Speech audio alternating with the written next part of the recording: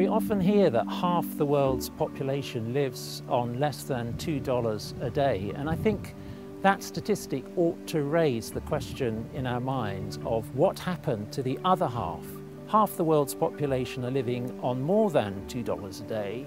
How did they get to be there? The real question about poverty is the question of wealth, whereas so many of the solutions to poverty that we come up with are aid-based.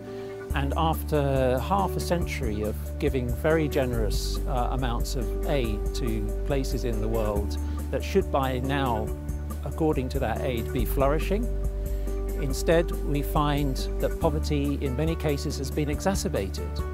The rich in some of these countries have a vested interest to keep the poor poor. When you say business to a lot of people, they think of big business. They think of boardrooms and multinationals. It's true that some business is exploitative. We see that in the colonial era, we see that sometimes now with sweatshops, but it doesn't need to be so. There is such a thing as an honest day's work. If we're talking about the poor, business for them is the most natural thing. They're off to sell their goods in the local market, and they're working hard and they're taking risks and they're thinking about the future, and they're doing all the things that an entrepreneur has to do. It's the ability to provide for their loved ones, and that is going to include, in one way or another, wealth generating exercise. They're not going to get it any other way. These are harsh environments. We need to make a distinction in our minds between what's wrong about capitalism and what's right about capitalism.